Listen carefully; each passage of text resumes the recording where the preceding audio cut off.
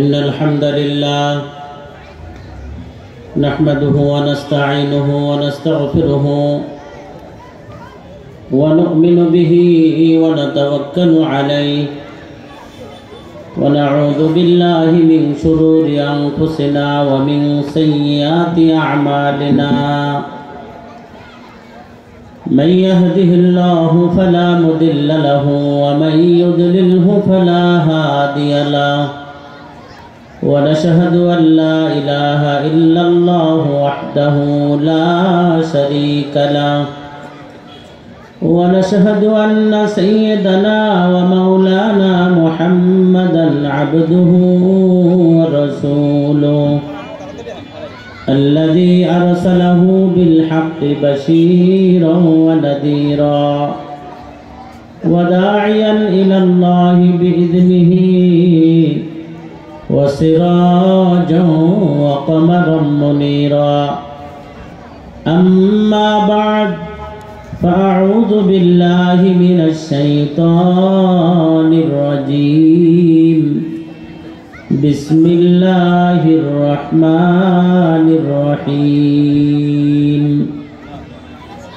ألم يجدك يتيما فآوى ووجدك ضالا فهدى ووجدك عائلا فأغنى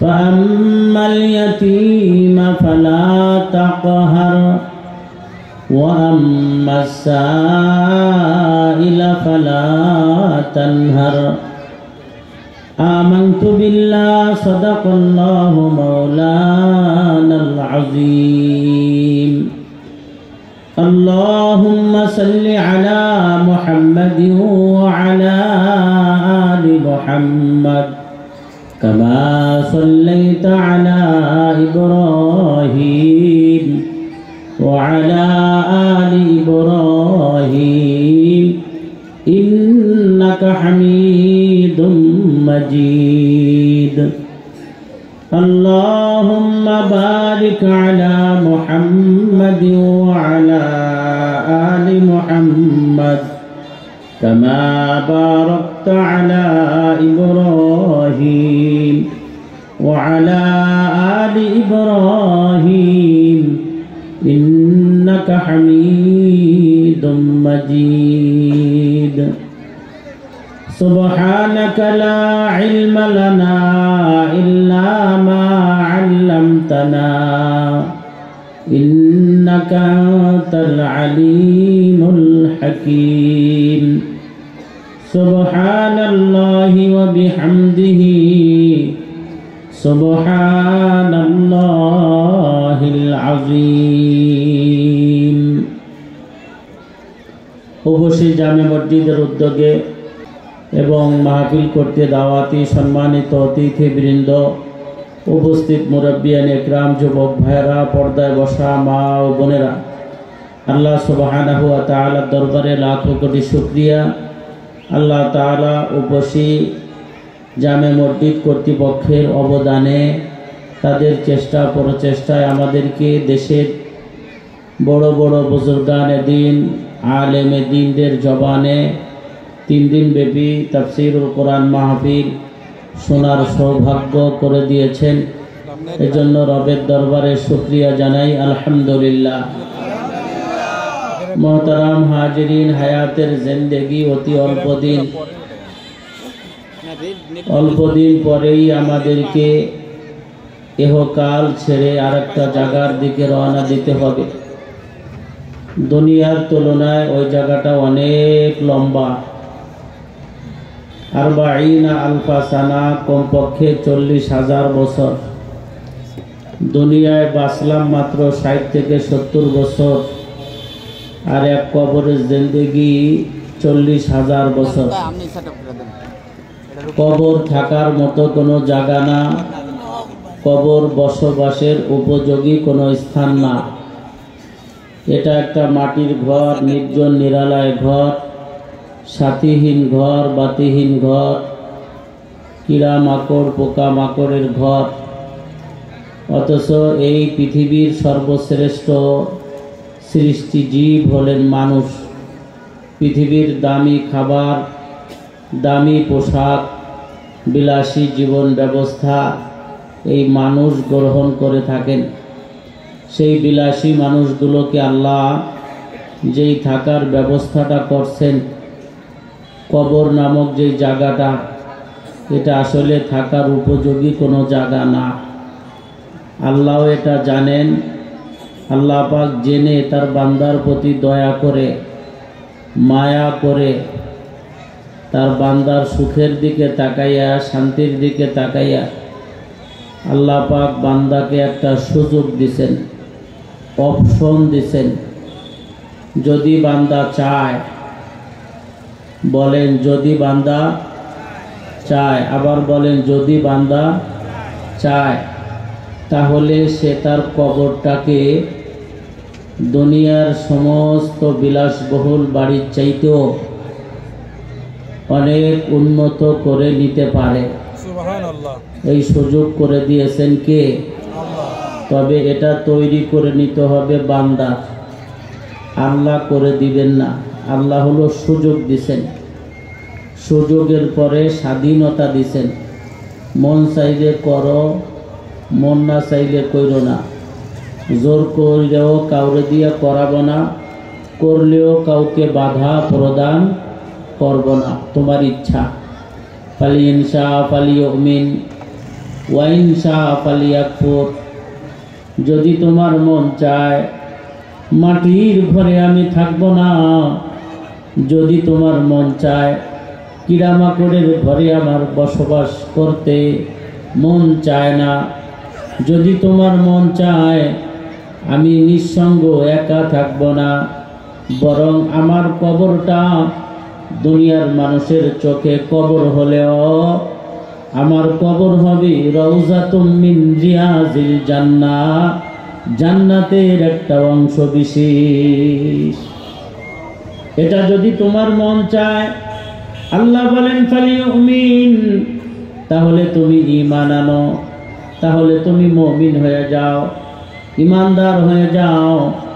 যাও ঈমানের তাকাজা তুমি পূরণ করো। কেমনে ঈমান আনবা, কেমনে তুমি মুমিন হবা? আল্লাহ বলেন ইন্নাল্লাযীনা ক্বালু রাব্বুনাল্লাহ, তাহলে তোমরা বলো আমার রব হলো আল্লাহ। আমাদের রব কি? আল্লাহ। আল্লাহ কাই বলে ফেলাও আমার রব আল্লাহ।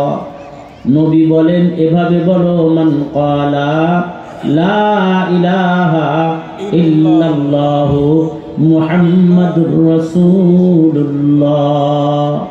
ঈমানের ধাপে আগাইতেছি। আল্লাহ বলেন আমাকে রব বলে স্বীকার করো। নবী বলেন বলো আল্লাহ ছাড়া কেউ নাই, কেউ নাই, দেবার কেউ নাই, নেবার কেউ নাই, ইবাদত পাওয়ার কেউ নাই, শুকরিয়ার কেউ নাই, সব কিছু পানেওয়ালা যিনি তিনি হলেন আল্লাহ। সুম্মাস্তাকামু, আল্লাহকে আল্লাহ বলে স্বীকার করার পরে, নবীকে আল্লাহর প্রেরিত রাসূল বলে স্বীকারোক্তি দেওয়ার পরে, সুম্মাস্তাকামু, এর উপরে তুমি ইস্তেকামত অবলম্বন করো, অটল থাকো, অবিচল থাকো, আল্লাহকে ছেড়ে কখনো দূরে সরে যাও না।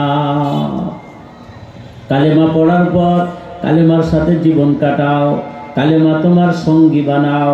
হাটে যাও কালেমা তোমার সাথে, বাজারে যাও কালেমা তোমার সাথে, রাস্তায় চলো কালেমা তোমার সাথে, ব্যবসা করো কালেমা তোমার সাথে, রাজনীতি করো কালেমা তোমার সাথে। কালেমাকে দূরে সরাই দিও না, কালেমার উপরে সুম্মাস্তাকিম, ইস্তেকামাত অবলম্বন করো। যা করো কালেমার বিধানে থেকে করো, কালেমা যা করতে বলছে তাই করো। মা আতাকুমুর রাসূল ফাখুযুহু ওয়া মা নাহাকুম আনহু ফান্তাহু। কালেমা যা করতে বলেছে নবী কয় আমি এটা জানাই দিছি, ওইটা তুমি করো। কালেমা যা করতে নিষেধ করেছে নবী বলে ওটাও আমি তোমাকে জানাই দিছি, ওটার থেকে তুমি ফিরে থাকো।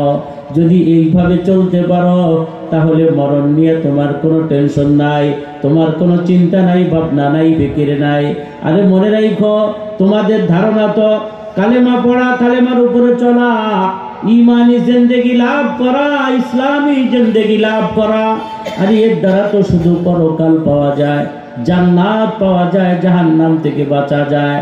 আল্লাহ বলে না না, কালেমাওয়ালা জীবন, ইসলামিক জীবন, কোরআন মানা জীবন, আল্লাহ মানা জীবন, নবী মানা জীবনটায় শুধু পরকালে জান্নাত পাওয়া যায় তা না, বরং হায়াতান তাইয়্যিবা, আল্লাহ দুনিয়ায়ও তারে উত্তম জীবন দান করে দেয়। ইসলাম মানলে, কালেমা মানলে, নবীর তরিকায় চললে শুধু পরকালে জান্নাত পাওয়া যায় তা না রে ভাই, বরং এর দ্বারা আল্লাহ পাক রব্বুল আলামিন দুনিয়ায় আমাকে উত্তম জীবন দিবেন, একটা শান্তির জীবন দিবেন, ইজ্জতের জীবন দিবেন, একটা আরামের জীবন দিয়ে দিবেন। কালেমা যদি মাইনা নেয়, ইসলাম যদি মাইনা নেয়, সুতরাং ইসলামের বাহিরে কোনো শান্তির জীবন হতে পারে না, কোরআনের বাহিরে কোনো শান্তির জীবন হতে পারে না, আল্লাহর হুকুমের বাহিরে, নবীর তরিকার বাহিরে কোনো শান্তির জীবন হতে পারে না। শান্তির জীবন যদি চাও, কালেমার ছায়াতলে আসো। ইজ্জতের জীবন যদি চাও, ও রিকশাওয়ালা ভাই, ভ্যানওয়ালা ভাই, ও দোকানদার ভাই, মুরব্বী বাবারা, যুবক বৃদ্ধরা, আমার পর্দারের আম্মা জানেরা, শান্তির জন্য দুনিয়ায় মানুষ কত মাথা গুইজা বেড়ায়, এদেশ থেকে ও দেশে যায়, এদেশ থেকে ও দেশে যায়, আবার কত জীবনের উপরে ঝুঁকি নেয়, রিস্ক নেয়, ব্যবসা পরিবর্তন করে, চাকরি পরিবর্তন করে, গ্রাম পরিবর্তন করে, মহল্লা পরিবর্তন করে, তারপরেও শান্তির লেশ মাত্র তালাশ করে পায় না। আল্লাহ কয় বান্দা, শান্তি রাখছি এক জায়গা, তুমি তালাশ করো আর এক জায়গা, কিয়ামত পর্যন্ত তালাশ কইরা পাবা না। আমি শান্তি রাইখে দিছি এক জায়গা, তুমি তালাশ করো এক জায়গা। আমি গুড় রাখছি এক কলসিতে, তুমি তালাশ করো আলকাতরার কলসিতে। কথা বল না কা? আমি গুড় রাখছি এক কলসিতে, আর তুমি তালাশ করো যে আলকাতরার কলসিতে। আলকাতরার কলসিতে হাত দিলে যেমন গুড় পাওয়া যায় না, কোরআন হাদিসের বাহিরে যতই দৌড়াও, শান্তি কোনোদিন তালাশ করে পাবা না। আমাদের ফরিদপুরে আগে বন্যা হতো, বন্যা বেড়িবাঁধের কারণে এখন বন্যাটা কম হয়। আগে যখন বেড়িবাঁধ ছিল না, প্রতি বছরই কম বেশি বন্যা হতো। দাদার মুখে শুনেছি এই বন্যার সময় পাকা ধান, আউশ ধান মানুষের তলায় যেত, নৌকার উপরে বৈশা বৈশা মানুষ কাশি দিয়ে তারপরে ধানের বাইল কাইটে কাইটে নৌকা ভরতো। কি বলেন আপনারা? ওই আল্লাহর পাগল, ধানের বাইল কাইটে নৌকা ভরতে ভরতে হঠাৎ করে কাশিটা সুইটে হাতে পড়ে গেছে। তো ওই লোকটা ছিল বড় বুদ্ধিমান, বড় ব্রিটিশ, খুব বোঝে। যেই বরাবর কাশি পড়ছে, কাশি বোঝেন তো আপনারা? আপনাদের বাসায় কি বলে? কাশি বলে। যেই বরাবর কাশি পড়ছে, নৌকার ডালিতে ওই বরাবর চিহ্ন দিয়ে রাখছে। এই বরাবর পড়লো যে, এই বরাবর চিহ্ন দিয়ে রাখছে, দাগ দিয়ে রাখছে। নৌকা বেয়ে ঘাটে আসছে, পুকুরের ভিতরে নৌকার চোর গাইডা নৌকাটার বাইন্দা যেই বরাবর দাগ দিছিল ওই বরাবর ডুবাইতেছে। এক ডুব দেয়, কতক্ষণ পর ওঠে, আবার ডুব দেয়, কত সময় পরে ওঠে। বাড়ির ভিতরে থেকে মহিলারা দেখে টেনশনে পড়ে গেছে, লোকটা আমার ডুবে কে, এত ডুবে কে? জিজ্ঞাসা করে ময়নার বাপ, এত ডুবে ডুবি করো কেন? কাশি পড়ে গেছে, কাশি তালাশ করি। মহিলা আবার ছিল বুদ্ধিমান, চালাক। মহিলা গায়ে ধান কাটতে গেল, চকে কাশি পড়লো পুকুরে, বুঝলাম না। লোকটা গায়ে, আমারে তুমি বলদ মনে করো না, যে বরাবর পড়ছে ওরা বরাবর আমি দাগ দিয়ে নিয়েছি, তুমি কি আমারে বোকা মনে করনি? বলেন আপনারা, এইখানে এই দাগ বরাবর যদি কিয়ামত পর্যন্ত ডুবায়, কাশি পাওয়া যাবে নি? কেন পাওয়া যাবে না? কাশি পড়ছে এক জায়গা, তুমি তালাশ করো আর এক জায়গা। শান্তি আল্লাহ রাখছে এক জায়গা, তুমি তালাশ করো এক জায়গা। সুখ আল্লাহ রাখছে এক জায়গা, তুমি তালাশ করো আর এক জায়গা। ইজ্জত আল্লাহ রাখছে এক জায়গা, তুমি তালাশ করো আর এক জায়গা। যার কারণে জীবনটা শেষ করে ফেলাই না, এখনো সুখের মুখ দেখলা না, ইজ্জতের মুখ দেখলা না, শান্তির মুখ দেখলা না। আল্লাহ কয় ফালানুহিয়ান্নাহুম হায়াতান তাইয়্যিবা। যদি কোরআন মেনে নাও, যদি হাদিস মেনে নাও, যদি আল্লাহ মেনে নাও, নবী মেনে নাও, ইসলাম মেনে নাও, আমি আল্লাহ তোমার শান্তির জীবন দান করে দিব। সুতরাং সুখ শান্তি ইসলামের ভিতরে, সুখ শান্তি কোরআনের ভিতরে। আর যদি তুমি আল্লাহ না মানো, ওমান আরাদা আন যিকরি ফাইন্না লাহু মাঈশাতান দনকা, ইসলাম যদি তুমি না মানো, কোরআন যদি না মানো, কোরআনের আওয়াজ থেকে যদি তুমি দূরে চলে যাও, হুজুর মানি না, কোরআন মানি না, হাদিস মানি না, আল্লাহ মানি না, টাকা পয়সার কি অভাব আসেনি, আমার মতো আমি খাবো, আমার মতো আমি চলবো, এইভাবে যদি তুমি চলতে থাকো, আল্লাহ বলেন আমি তোমারে দুনিয়ায় অশান্তির জীবন দিয়ে দিব। মাঈশাতান দনকা, দনকা শব্দের অর্থ হলো অশান্তি দেওয়া, কসম দেওয়া, চাপ দেওয়া, কষ্ট দেওয়া, অসুস্থতা দেওয়া। তার মানে একটা অশান্তির জীবন কোরআন না মানার কারণে আমি তোমাকে দুনিয়ায় দিয়ে দিব। আর ওয়ানাহশুরুহু ইয়াউমাল কিয়ামাতি আমা, আর কিয়ামতের ময়দানে আমি আল্লাহ তোমারে অন্ধ বানাইয়া উঠাইব। অন্ধ হয়ে উঠবা। কোরআনের আওয়াজ শুনে যারা কাছে আসো না, মাহফিলে কোরআনের আওয়াজ হয়, দূরে বসে শুনতে চাও, কাজ হবে না। কোরআনের আওয়াজ তোমার ভালো লাগে না, বক্তাদের কথা তোমার ভালো লাগে না, তাবলিগওয়ালাদের কথা ভালো লাগে না, সরমুনাইওয়ালাদের কথা ভালো লাগে না, উজনিওয়ালাদের কথা ভালো লাগে না, সরসিনা ফুরফুরাওয়ালাদের কথা ভালো লাগে না। মনে রাখো তোমার কপাল তুমি দুনিয়ায় পোড়াইলা, আখিরাতেও বড় মুসিবতের ভিতরে পড়ে যাবা। আল্লাহ বলেন সুতরাং যদি তুমি তোমার কবরটাকে সুন্দর বানাইতে চাও, ফালিউমিন, তাহলে তুমি ঈমান আনো। ঈমান তোমার কাছে যা চায় তাই তুমি ঈমান দিয়ে দাও। ঈমান তোমার কাছে নামাজ চায়, কালিমার পরে নামাজ। ঈমান তোমার কাছে নামাজের দাবি করে, তুমি ঈমানের তাকাজা পূরণের জন্য নামাজ পড়ো। যদি নামাজ পড়ো তাহলে তোমার ঈমানের তাকাজা পূরণ হবে। ঈমানের পরে যদি তুমি নামাজ না পড়ো, তাইলে তুমি মৌখিক ঈমানদার হলেও ঈমানের উপরে অটল নাই। তোমার কথা আল্লাহ মানার ব্যাপারেও নিষেধাজ্ঞা করে দিছি। আল্লাহ নিজে বলেন ফাযকুরুনি আযকুরুকুম ওয়াশকুরুলি ওয়ালা তাকফুরুন। আল্লাহ বলেন ফাযকুরুনি, বান্দা তুমি আমার কথা মানো, তুমি আমার কথা মানো। ফাযকুরুনি শব্দের অনেকগুলো ব্যাখ্যা, এত আপনাদের জানার দরকার নাই। এতটুকু মনে রাখেন, ফাযকুরুনি, আল্লাহ কা বান্দা তুমি যদি আমার কথা মানো, আযকুরুকুম, আমিও তোমার কথা মেনে নিব। তুমি যদি আমার কথা শোনো, আমিও তোমার কথা শুনব। এবার বলেন আমি আল্লাহর কথা আগে শুনব না আল্লাহ আমার কথা আগে শুনবি? আমি আল্লাহর কথা আগে শুনব। এবার চলেন সকালবেলা আল্লাহ আমারে কি বলে শোনেন। আল্লাহ বলেন হাইয়া আলাস সালাহ। এ উপাসীর আব্দুল করিম, আসো না একটু দেখা করে যাও। আপনি আল্লাহর এই যে প্রথম ডাক, ভোরবেলায় আপনার কানে আওয়াজ গেল, আপনি আল্লাহরে বুড়ি আঙ্গুল দেখাই দিলেন, যাইতাম না, যাব না ভোট দিদি, আব্বা যাচ্ছে, দাদা যাচ্ছে, তাদেরকে দেখ কাম চালাই নিও, আমি যাব না। যার কারণে বুড়ো মানুষ যায়, জোয়ান মানুষগুলো ল্যাপ মোড়া দিয়ে শুয়ে থাকে, ভোট দিতে যায় না। আপনাদের এলাকায় শীতকালীন সময় মসজিদের মুসল্লি ফজরের নামাজে বুড়ো মানুষ বেশি না জোয়ান মানুষ বেশি? জোরে বলে, বুড়ো মানুষ বেশি। কেন? ওই যে বুড়োগুলোর কাম চালাবার চায়, জোয়ানগুলো আল্লাহরে বুড়ি আঙ্গুল দেখায়। আল্লাহ বড় দয়ালু, বড় মায়ালু। আবার জোহরে মালিক ডাক দেয়, বান্দা হাইয়া আলাস সালাহ। ভোরে তো শীত ছিল, এখন তো আর শীত নাই, আসো না একটু দেখা করে যাও। এই সময়ও যায় না, আল্লাহরে আবার বুড়ি আঙ্গুল দেখায়।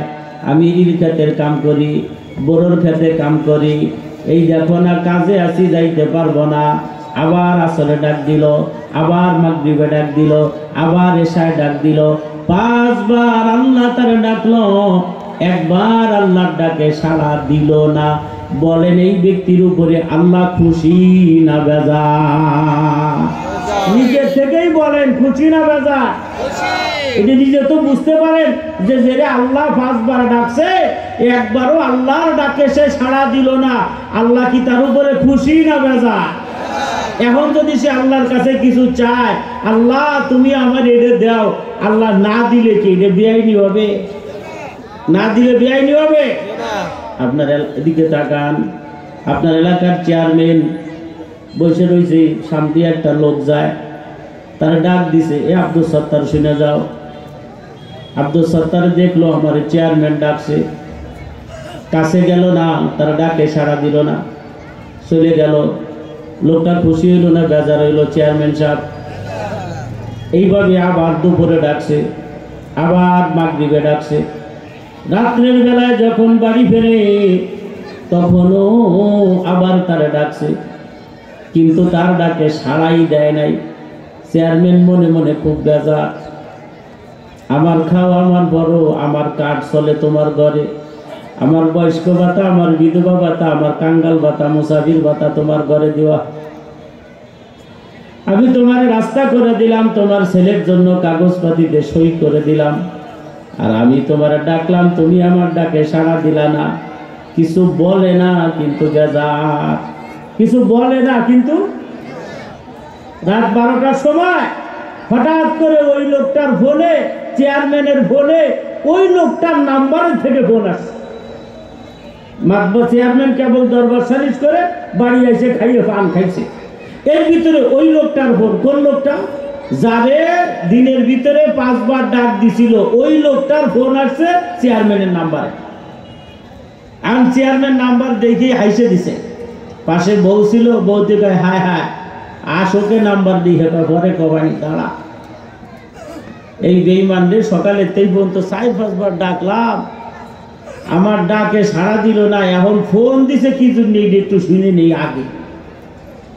এখন ফোন যখন রিসিভ করছে, ওই পাশে থেকেও আওয়াজ দেয়, চাচা পুলিশে আসছে, আমার হ্যান্ডকাপ করাইছে, আমার জান বাঁচা।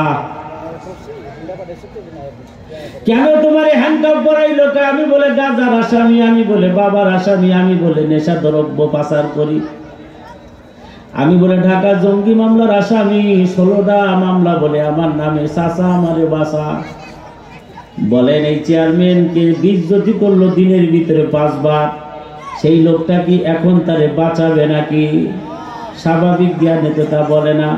চেয়ারম্যান কয় ফোনটা ওসি সাহেবরে দিই, ফোনটা দিতে দেরি আছে, ও মনে করছে আমার উপকার করবে, কিন্তু সাথে সাথে চেয়ারম্যান কয় ওসি সাহেব যারে ধরছেন তারে নিয়ে যান, সকাল পর্যন্ত ফিডাইবেন কাঁঠাল গাছে ঝুলাইয়া, সকালে একসাথে এসে দুইজনে নাস্তা খাবো। ও বড় বেঈমান, ও বড় মুনাফিক, কেন আপনার উপকার করলো না? আপনি তার কথা শোনেন নাই, কথা ঠিক কিনা জোরে বলেন? ঠিকই যদি দিনের ভিতরে আপনারা ডাক দিছিল যদি শুনতেন, চেয়ারম্যান এখন বলতো ওসি দাঁড়াও, তোমার ক্ষমতা বেশি না আমার ক্ষমতা বেশি, তুমি হলো এখানে ভাসমান, আজ আছো কাল লাই দাবর দিলে দৌড়াবার জায়গা নাই, কথা ঠিক কিনা জোরে কর। কিন্তু আমি চেয়ারম্যান, আমি ভোটে নির্বাচিত, আমার এলাকার থেকে তুমি আসামি নিয়ে যাবা হইতে পারে না, দাঁড়াও আসতেছি আমি। তা না বইলে উল্টে বলে ওরে দুইরে ভিড়াও, কারণ কি তার সাথে তোমার সম্পর্ক ভালো নাই।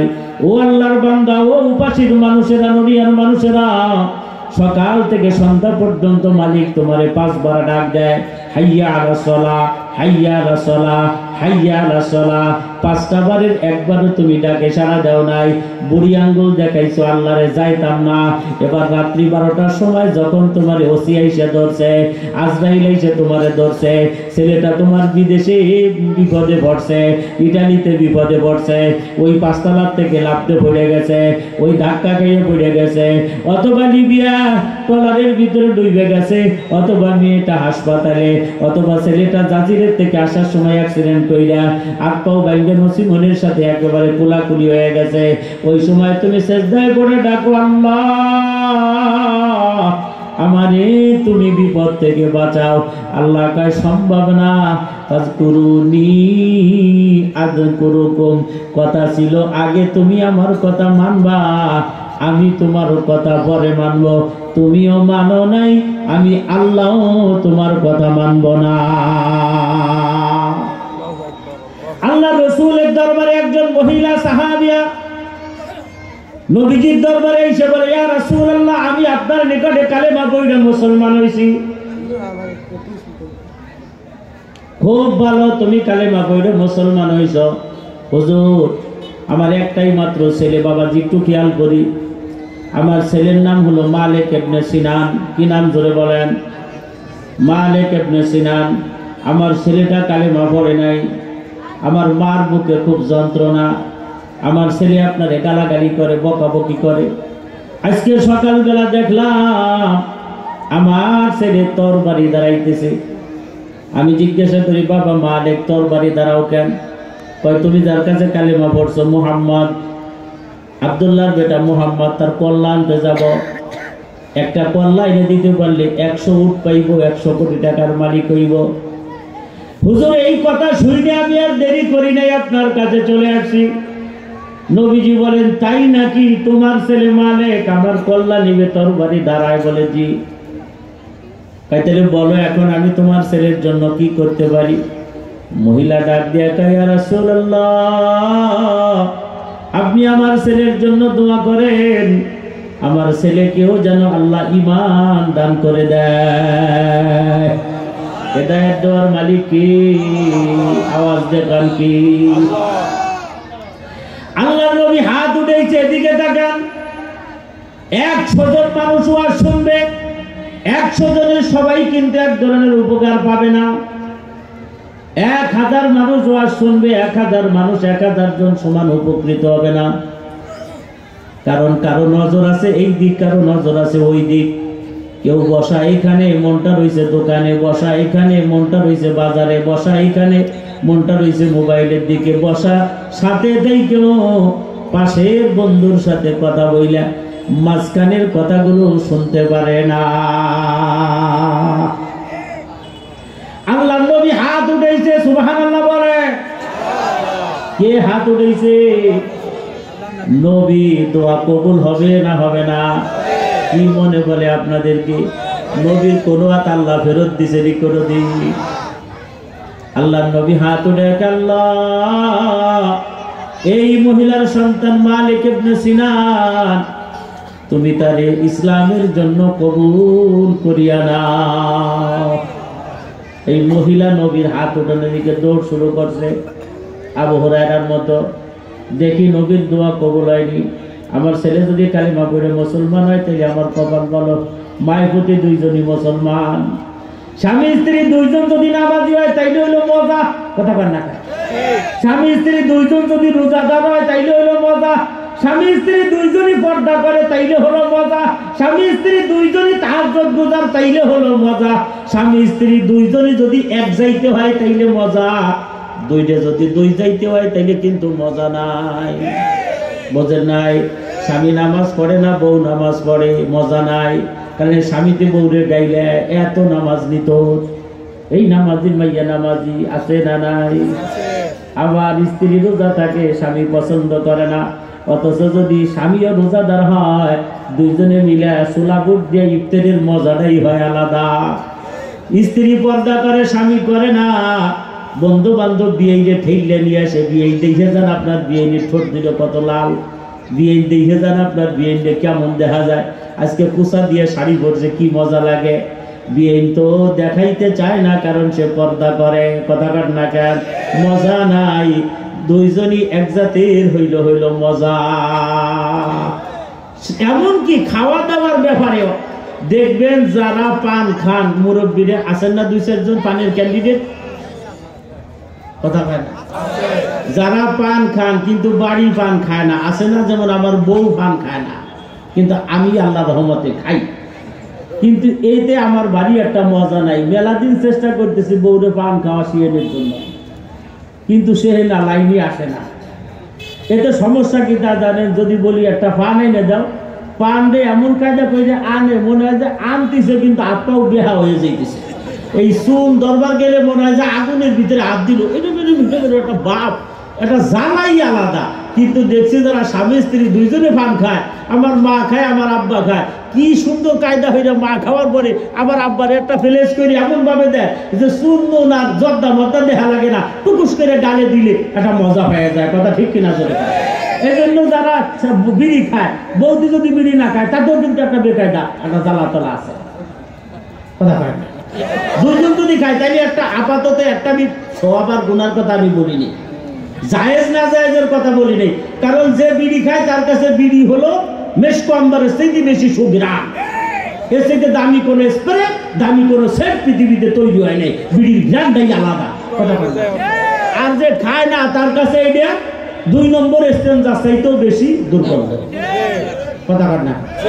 যে খায় তার কাছে গ্রাম, যে খায় না তার কাছে দুর্গন্ধ।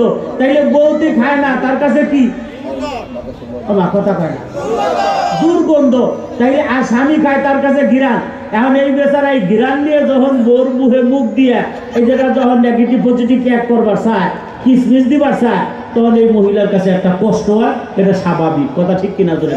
এই জন্য আমি চিন্তা করছি দুইজনই যদি বিড়ি খাওয়া হয় তাহলে বাড়ি একটা অসুবিধা হয় না, সে এই লইয়েন ভালো হবে। আল্লাহু আকবার। দুইজনই ইসলাম মানা হইলে ভালো হয়। কথা ঠিক কিনা জোরে কয়?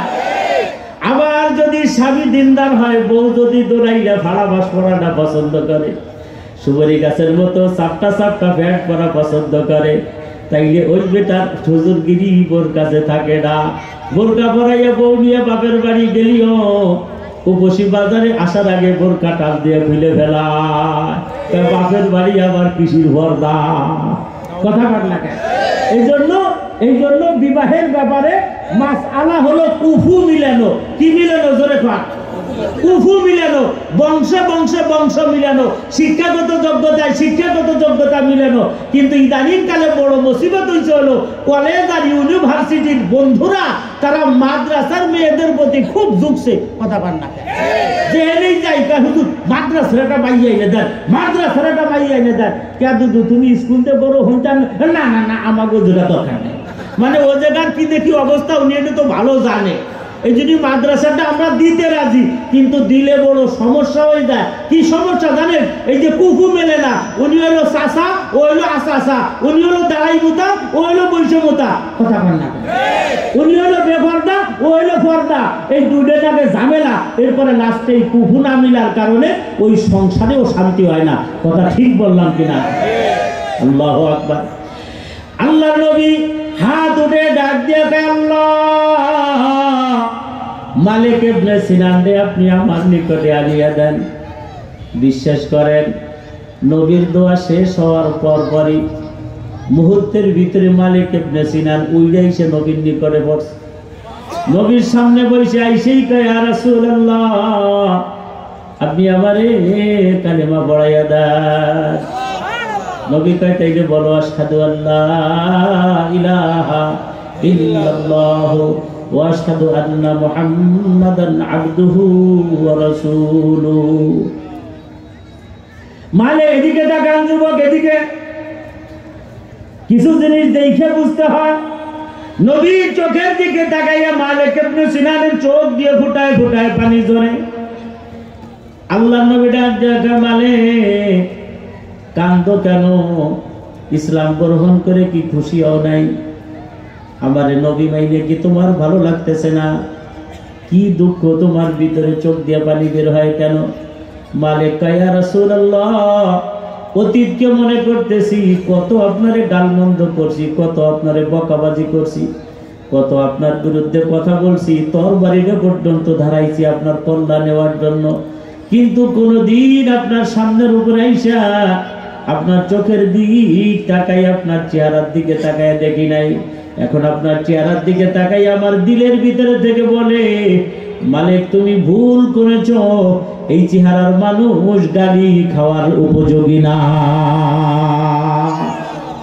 যারা আলেমদের বিরুদ্ধে কথা বলে, যারা চরমুনের বিরুদ্ধে কথা বলে, যারা উজানির বিরুদ্ধে কথা বলে, যারা হক্কানি আলেমদের বিরুদ্ধে কথা বলে, আমি বলি তুমি আলেমের সামনে বসো নাই, তুমি আলেমের সামনে বসে দেখো, আলেমের কথা শুনে দেখো, তার তাফসীর মাহফিল শুনে দেখো, তোমার দিল বলে দিবে, মন বলে দিবে এই চেহারার মানুষকে গালি দেওয়া যায় না। তুমি তো বসো নাই, তুমি তো এইদিকেই আসো না, তুমি থাকো দূরে, চার দোকানে বসে ফতোয়া দাও, টিভির দোকানে বসে ফতোয়া দাও, কথা ঠিক কিনা জোরে বলে? তোমারে পাওয়া যায় তাসের আড্ডায়, তোমারে পাওয়া যায় মদের আড্ডায়, তোমারে পাওয়া যায় গটি গরমের দোকানে, ওয়াজের দোকানে তো তোমারে পাওয়া যায় না। কেমনে তোমার আলেম ভালো লাগবে, কেমনে তোমার পীর ভালো লাগবে, কেমনে তোমার ওলি আল্লাহ বুজুর্গানের দিন ভালো লাগবে? মালিক ইবনে সিনান ডাক দিয়ে বলে, ইয়া রাসূলুল্লাহ, কালেমা পড়ছি, মুসলমান হইছি, আমি সাহাবী, এবার আপনি আমারে বলেন আমার কাজ কি, ইসলাম আমাকে কি বলছে আমাকে বলে দেন। নবী কয় তুকিমাস সালাহ, এই আযান দিলে পরে তোমার উপরে নামাজ ফরজ হয়ে যাবে। মালিক ইবনে সিনান কয়, হুজুর কেবল বাজে 8টা, আযান দিবে হলো 1টায়, এখনো তো নামাজের সময় হয় নাই, হুজুর এখন কি কাম আছে বলেন? রমজান আসলে রোজা হবে, কয় রমজানও তো দেরি আছে, যদি সম্পদ হয় তাহলে যাকাত দিবা, গরিব মানুষ সম্পদ নাই, যাকাতও চলে গেছে, সম্পদ হইলে হজ করবা, বলে গরিব মানুষ সম্পদ নাই, হজও চলে গেছে, হুজুর রানিং কি কাজ আছে আপনি আমারে বলেন? আল্লাহ নবী বলেন, মালিক রানিং একটা কাজ আছে, এই মুহূর্তে আমি নবী সেই কাজের জন্য তৈরি হয়েছি, সাহাবারাও রেডি হয়েছে, কাফেরদের বিরুদ্ধে আল্লাহর হুকুম মতে জিহাদের জন্য আমরা এখন মাঠে চলে যাব। মালিক ইবনে সিনান কা, হুজুর আমি যাব। জিহাদ শব্দটা, ওয়াজাহিদু ফিনা লানাহদিয়ান্নাহুম সুবুলানা, এ বন্ধু জিহাদ শব্দটারে যারা অপব্যাখ্যা করে, মনে রাখবেন সমস্ত ইবাদতের ভিতরে কালেমা পড়ার পরে যত ফরজ ইবাদত আছে তার ভিতরে 2টা ইবাদত হলো লাগাতার, আর কয়েকটা ইবাদত আছে স্পেস আছে, মাঝখানে ফাঁকা আছে। আগে ফাঁকা ইবাদতগুলোর কথা বলি। আপনি এশার নামাজ যারা পড়ছেন, বলেন ফজরের নামাজের ওক্ত আসার আগ পর্যন্ত এই 6 ঘন্টার ভিতরে আমাকে উপরে আর কোনো নামাজ ফরজ আছে নাকি? তাইলে এটা স্পেস পাইছি, ফাঁকা পাইছি, 6 ঘন্টা জিরেবার পারছি, কথা পান না কেন? ফজরের ওক্ত আসবে, আবার ফজর পড়া হয়ে গেলে জহুর পর্যন্ত ফরজ নাই, আউয়াবি ইশরাক তাসতের নামাজ এগুলো ফরজ না, তাহাজ্জুদ ফরজ না, কথা ঠিক কিনা জোরে বল? তার মানে নামাজের ভিতরে স্পেস পাওয়া যায়, ফাঁকা পাওয়া যায়, গ্যাপ পাওয়া যায়। এবার আসেন, গত রোজার মাসে রোজা রাখছি, এই রোজা পর্যন্ত আসার আগ পর্যন্ত আর কোনো রোজা ফরজ হয়েছে নি? 1 মাস ইবাদত করে 11 মাস জিরাও কোনো আপত্তি নাই, এই রোজার ভিতরেও আমরা স্পেস পাইলাম, ফাঁকা পাইলাম। এবার আসেন যাকাত। যাকাত আপনি গত বছর রমজানে যদি দিয়ে থাকেন, এই বছর রমজান পর্যন্ত আর যাকাত নাই, কথা ঠিক কিনা ধরে বলেন? আবার 11 মাস জিরেবার পারলাম। এরপরে হজের ব্যাপারে যদি বলেন, আপনি জীবনে একবার হজ করছেন, আর জীবনে কোনোদিন আপনার উপরে হজ ফরজ হবে না, এইখানেও আপনি জিরান পাইছেন, কথা বল না কেন? এগুলো ফরজ ইবাদত, কিন্তু 2টা ইবাদতের কোনো জিরান নাই। ওর একটা ইবাদত হলো পর্দা, আর একটা ইবাদত কি জোরে বলেন? ইয়া নিসা আন-নবী লাস্তুন্না কাহাদিম মিনান নিসা ইন ইত্তাকাইতুন্না ফালা তাখদা'না বিল কওল ফায়াতমা'আল্লাযী ফী কলবিহি মারাদ ওয়া কুলনা কওলাম মা'রুফা। পর্দার কোনো স্পেস নাই। সকালবেলা 1 ঘন্টা বোরকা পরছিলেন, আর 12টা পর্যন্ত পড়া লাগবে না, এরকম কোনো বিধান নাই, কথা দেখেন। বরং 14 জনের বাইরা গেলে সকাল আর সন্ধ্যা, রাত আর দুপুর নাই। রমজান মাস আর অন্য মাস নাই, পর্দা লাগাতার আছে না না? ফরজ ইবাদত, এদের কোনো ছাড় নাই। 14 জনের বাইরে আপনি গেলেই যখন যাবেন, দিন আর রাত আর সকাল সন্ধ্যা নাই, আটে আর বাজারে, এমনকি ঘরের ভিতরেও 14 জনের বাইরে যদি কেউ ঢোকে তখনই আপনার পর্দা, কথা ঠিকই না করে। এবার আসেন, একটা গেল, আর একটা হলো জিহাদ, আর একটা কি জোরে কন? জিহাদ সব সময় ফরজ, কোনো সময় ছাড় নাই। রাত 12টার সময় যদি শোনেন উপসী বাজারে নবীর একজন গালি দিছে, ওই 12টার সময় আপনার উপরে জিহাদ ফরজ, কথা ঠিক কিনা? রাত 3টার সময় যদি শোনেন স্কুল মাঠে একজন কোরআনে বেইজ্জতি করছে, ওই সময় আপনার জিহাদ ফরজ। এই জিহাদ করে আপনি বসে পড়লেন, আগামী 1 বছরের ভিতরে জিহাদ নাই, এমন কোনো কথা নাই, কথা ঠিক কিনা জোরে বলেন। বরং যখনই আল্লাহরে গালি দিবে, যখনই নবীরে গালি দিবে, যখনই কোরআন অপমান করবে, যখন নবীর হাদিস অপমান করবে, যখন আলেম ওলামার বিরুদ্ধে কথা বলবে, টুপির বিরুদ্ধে কথা বলবে, পাগড়ির বিরুদ্ধে কথা বলবে, তখনই আপনাকে জিহাদে চলে যেতে হবে। এবার আসেন, মালিক ইবনে সিনান কা হুজুর আমি আপনার সাথে জিহাদের ময়দানে যাব। সুবহানাল্লাহ বলেন না? নবী কয় না, তোমার নিয়ে যাবে না। কে হুজুর নিবেন না কে? কয় তোমার মা একমাত্র ছেলে, তুমি অনেক আশা তার দিনের ভিতরে, তুমি কালেমা পড়বা, মার সাথে যাইয়া ইমানি চেহারাটা দেখাইবা, তোমার মা তোমার ইমানি চেহারা দেখার জন্য অপেক্ষা করি। মালিক কা হুজুর চলবে না, চলবে না, নবীরে জিহাদের ময়দানে পাঠাইয়া আমি মালিক মার কাছে যাব, তা চলবে না, আমি যাব। আল্লাহু আকবার। নবীর সাথে জিহাদের ময়দানে চলে গেছে, যুদ্ধ করছেন। হযরতে মালিক ইবনে সিনান শাহাদাতের মওত লাভ করছে। মার সাথে দেখা হয় নাই। যুদ্ধের ময়দানে সমস্ত লাশগুলোকে, শহীদদের পবিত্র লাশগুলো নবীর সামনে হাজির করা হলো। নবীজি এক একটা লাশকে সম্বর্ধনা করেন মালিকের দিকে তাকাইয়া। মালিকরে বলে, মালিক এই যে আমার আব্দুল্লাহ, এই যে আমার সাহাবী, দেখেন ও আল্লাহ, আমার সাহাবী আপনারে ভালোবাসে জীবন দিছে, ইসলামকে প্রতিষ্ঠিত করার জীবন দিছে, আল্লাহ আপনি তারে কবুল করে নেন। উপরে থেকে যখন টিক চিহ্ন দেয়, হ্যাঁ কবুল করে নিলাম, অমনেই তারে নবী কবরে রাখার অনুমতি দেয়। এইভাবে করে করে শহীদদেরকে নবীজি কবরে রাইখা দেয়। এমনকি মাঝে মাঝে নবী তো নিজে কবরের ভিতরে নাইমে গেছে, এমন ইতিহাস আছে না নাই কর্ণাকা? আল্লাহ নবী নিজে কবরের ভিতরে নাইমে গেছে। সাহাবা একরাম ডাক দিয়ে বলে, ইয়া রাসূলুল্লাহ, আমরা সাহাবারা অবাক নাই, আপনি কবরে নামবেন কেন? আবু বকর কয়, হুজুর আমি আছি। ওমর কয়, আমি আছি। নবী কয়, না রে, আপনজনদের কবরে নামতে হয়। কবরে নামতে হয় কাদের? জোরে বলে। আপনার মা মরে গেলে কবরে কে নামবে? আপনি নামবেন। আপনার বাপ মরে গেলে কবরে কে নামবে? আপনি নামবেন। আপনজনদের কবরে নামতে হয়। আমাদের দেশের বোকারা বোঝে না, ছেলেরা দূরে দাঁড়াইয়া কান্দে, অন্য মানুষরে কবরে নামাইয়া দেয়। আছে না নাই? আপনজনদের কবরে নামতে হয় কেন? এটাও লম্বা চওড়া হাদিস, আজকে এই দিকে আর যাব না। আল্লাহ নবী কয়, আপনজনদের কবরে নামতে হয়। আমার আব্দুল্লাহ তো আপন বলতে আমি ছাড়া কেউ নাই। আনা বিমুনজিলাতিকুম ওয়ালিদাইন, আমি ওর বাবা, আমি ওর মা। আমারে ভালোবাসে, ওর বাবারে ফেলাইয়া চলে আসছে, মারে ফেলাইয়া চলে আসছে। এখন আমি ওর বাবা, আমি ওর মা, আমি কবরে নামবো। নবীজি নিজে কবরে নাইমে গেছে। কবরে নাইমে এইভাবে হাত পাচ্ছে, আমার দিকে তাকান, এইভাবে কোল সাপটা দিয়ে হাত পাচ্ছে। সাহাবা একরামকে বলে, দে আমার আব্দুল্লাহ লাশটাকে আমার কাছে দে। সাহাবা একরাম কয়, হুজুর আমরা একজন নামি। বলে, না না, তোদের নামা লাগবে না, আমি একলাই যথেষ্ট। আব্দুল্লাহরে কোলের ভিতরে নিয়া আল্লাহর নবী চোখের পানি ছেড়ে দিয়া ডাক দিয়া কয়, আল্লাহ, আমার আব্দুল্লাহর উপরে আমি রাজি, আমার আব্দুল্লাহর উপরে আমি খুশি। আল্লাহ, আমার আব্দুল্লাহ মা ছেড়ে আসছে, বাবা ছেড়ে আসছে, কবুল করে নাও। আব্দুল্লাহরে নবীজি কোলে নিচে এই দৃশ্য দেখা সাহাবা একরাম ওই মাটির ভিতরে গড়াগড়ি খাইতেছে। চিৎকার করে সাহাবারা বলে, আরে আব্দুল্লাহ, তোর কপাল কত ভালো, তোর কবরে নবী মুহাম্মদুর রাসূলুল্লাহ নামছে। আরে আব্দুল্লাহ, তুই নবীর কোলের ভিতরে উঠছিস, তোর কপাল কত ভালো রে আব্দুল্লাহ।